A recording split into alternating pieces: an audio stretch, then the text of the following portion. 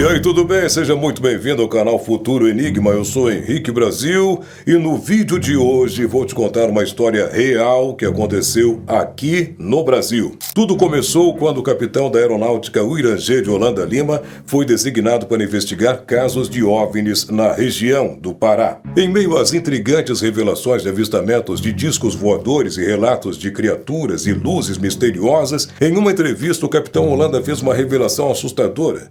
E após isso, a sua história tomou um rumo trágico que até hoje é repleto de mistério. Eu estava muito assustado. Mas afinal, o que foi que ele revelou? O que houve com o capitão Holanda? E por que esse caso voltou a ser investigado agora até pelos Estados Unidos, sendo citado até mesmo por Luiz Elizondo? São algumas perguntas que eu vou buscar te responder no vídeo de hoje. Seja muito bem-vindo ao canal Futuro Enigma.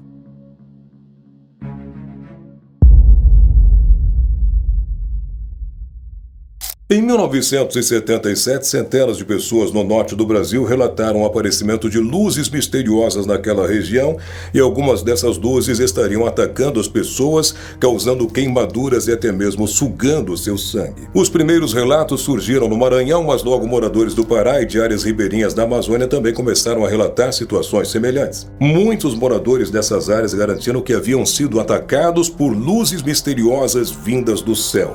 De acordo com a psiquiatra e diretora da unidade de saúde de Colares, naquela época, os pacientes que chegavam ao hospital apresentavam marcas no corpo como pequenos orifícios paralelos semelhantes a furos feitos por agulhas. Além disso, eles tinham sintomas como anemia, tontura, febre e queimaduras de primeiro grau. Em alguns depoimentos, as pessoas relataram ter sido atacadas por luzes que desciam do céu e, de alguma forma, extraíam o seu sangue. A comunidade, claro, ficou apavorada, se uniu para tentar afastar esses invasores. Muitos acreditavam que aquilo era obra do diabo ou uma espécie de castigo divino.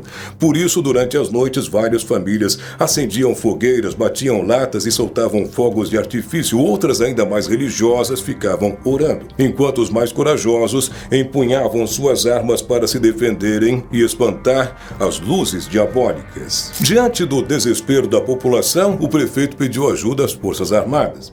Foi assim que o coronel Camilo Ferraz de Barros, chefe da 2ª seção do Comar, convocou em setembro de 77 o capitão Uirangê de Holanda Lima, então comandante de um esquadrão de elite da Força Aérea Brasileira, especializada em operações de busca e salvamento, para liderar essa missão e essa investigação.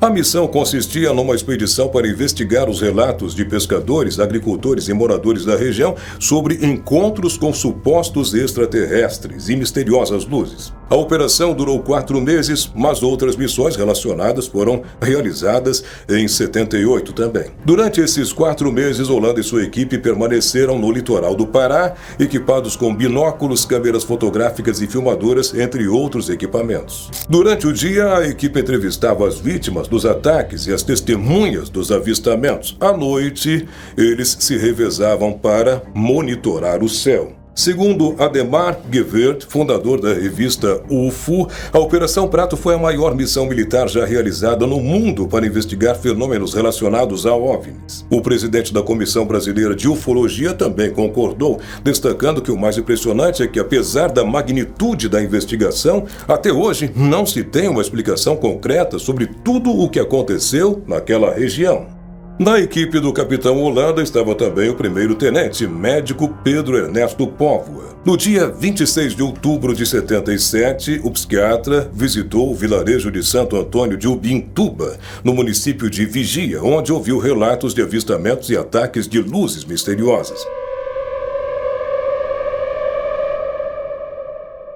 Ao fazer o seu relatório, o psiquiatra afirmou que a comunidade estava vivendo uma espécie de histeria coletiva. Com isso, após os fatos ganharem destaque na imprensa, a aeronáutica tentou controlar a cobertura jornalística do que estava sendo falado, do que estava acontecendo. De acordo com o jornalista Carlos Mendes, as alegações da Força Aérea eram de que os repórteres estavam sendo sensacionalistas e que as matérias publicadas apenas causavam pânico na sociedade. Durante esse período, o antigo Serviço Nacional de Informações foi acionado para ajudar nesse controle de investigações e informações sobre tudo o que estava acontecendo por ali. No decorrer dos dias, Holanda e seus homens registraram várias aparições. Eles tiraram fotos, filmaram e até tentaram se aproximar dessas luzes. Em uma ocasião, Holanda relatou que uma dessas luzes passou tão perto dele que ele pôde sentir um calor intenso. Em outra, a equipe testemunhou o feixe de luz sendo disparado diretamente sobre um grupo de pescadores. Eram eventos que realmente desafiavam a lógica. E embora o capitão tentasse manter a calma, ele sabia que algo muito incomum e misterioso estava acontecendo por ali. Essa missão durou meses e eles acumularam muitos registros de toda a operação. Muita coisa mesmo. Quando as aparições e os ataques começaram a diminuir, a operação foi finalizada, mas o capitão Holanda não quis sair de lá. Após o encerramento oficial da missão, ele permaneceu obcecado pelo que viu e pelos mistérios que nunca conseguiu explicar, nunca conseguiu entender exatamente o que estava acontecendo. Ele compartilhou suas experiências com outras pessoas e anos depois, já aposentado, deu uma entrevista muito reveladora falando sobre essas luzes, as perseguições que presenciou das luzes, e disse que as luzes poderiam sim ser sondas de uma inteligência desconhecida, algo que não era de nosso planeta e que estavam realmente atacando as pessoas para tirar seu sangue, para algum fim que ele até então desconhecia. Mas infelizmente, pouco tempo depois dessa entrevista, o Irangê Holanda foi encontrado morto em circunstâncias misteriosas, o que alimentou ainda mais o mistério em torno da Operação Prato.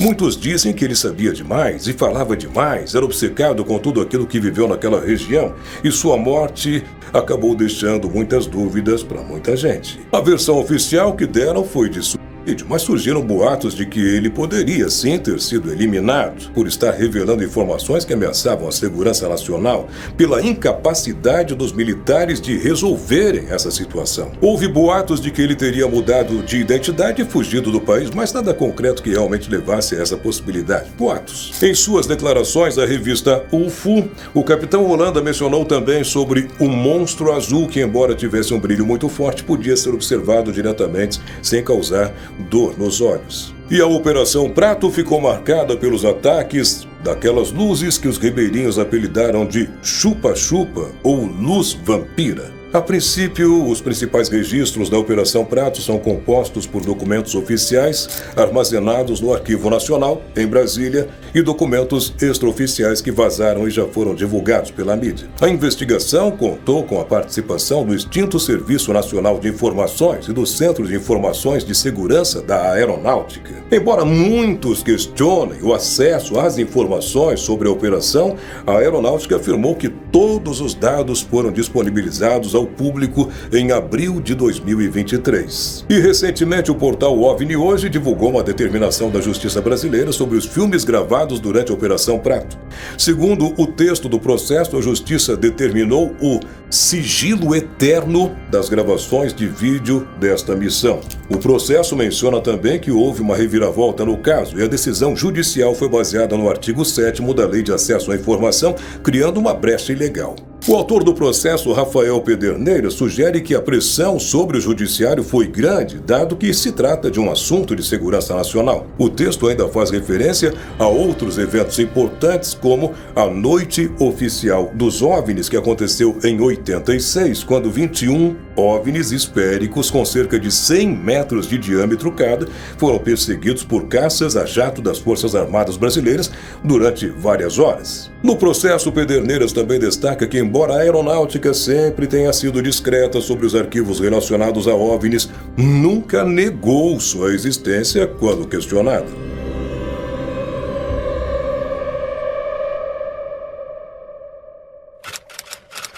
Em 2004, a revista UFO, em parceria com a Comissão Brasileira de Ufólogos, lançou a campanha OVNIs, Liberdade de Informação, com o objetivo de solicitar a abertura dos documentos oficiais relacionados ao tema que estavam sob custódia das Forças Armadas. E o resultado da campanha foi positivo. Em 2005, os membros da UFO e da CBU foram convidados a comparecer ao Centro Integrado de Defesa Aérea e Controle de Tráfego Aéreo e ao Comando de Defesa Aeroespacial Brasileiro, em Brasília, para analisar documentos. No entanto, a partir de 2007, tanto a aeronáutica quanto o Exército e a Marinha passaram a não enviar mais os documentos de suas investigações para o Arquivo Nacional em Brasília. Ano após ano, até abril de 2023, novos documentos ufológicos seguiram o mesmo destino, com mais de 20 mil páginas de arquivos sendo liberadas ao público. Em agosto de 2010, houve um avanço importante na divulgação de informações sobre OVNIs aqui no Brasil.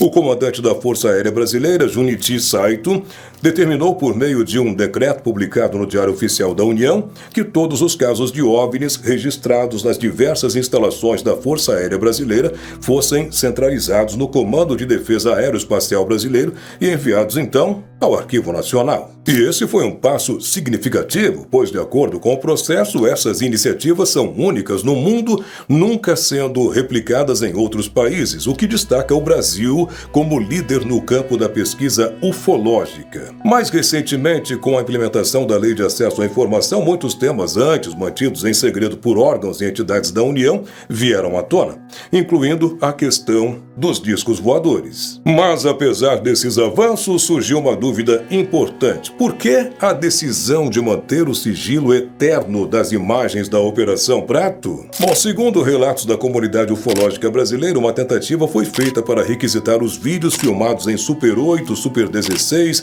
bem como outros documentos relacionados à operação, com base na Lei de Liberdade de Informação. Contudo, o Juizado Especial Civil da Justiça Federal de Florianópolis, em Santa Catarina, negou o pedido.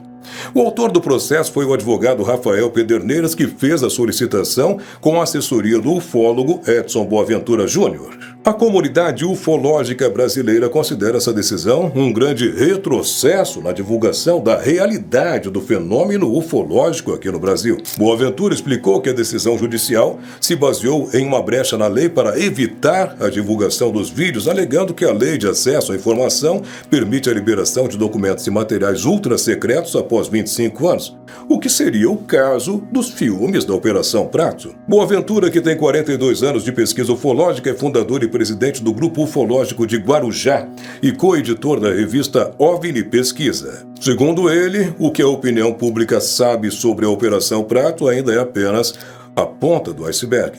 E o caso merece uma reflexão mais profunda sobre o que a comunidade científica brasileira tem investigado e o que realmente foi descoberto a respeito. É importante lembrar que o material recolhido na região do Pará, na década de 70, só começou a ser liberado ao público em 2008. E a Operação Prato continua a ser considerada um dos mais intrigantes casos de avistamentos e contatos com OVNIs no Brasil. Os relatos dos moradores de Colares, Mosqueiro e Ananindeua sobre os raios luminosos e os supostos ataques que mataram e incapacitaram centenas de pessoas ainda fascinam e aterrorizam ufólogos e pesquisadores. A aeronáutica, por sua vez, afirmou que todas as informações sobre a operação foram disponibilizadas, porém, ainda existem muitas dúvidas em torno dessa história. Mesmo após mais de 4 décadas, o enigma persiste e o material coletado durante a Operação Prato continua sendo objeto de interesse para ufólogos de todo o mundo. E o ex-oficial de inteligência da Força Aérea dos Estados Unidos, David Grush, afirmou no Congresso americano que viu o uso de tecnologia alienígena e que tudo foi muito perturbador. David disse que não poderia dar detalhes abertamente, mas disse pelo menos a atividade que testemunhou junto com a sua esposa e que tudo aquilo foi muito perturbador.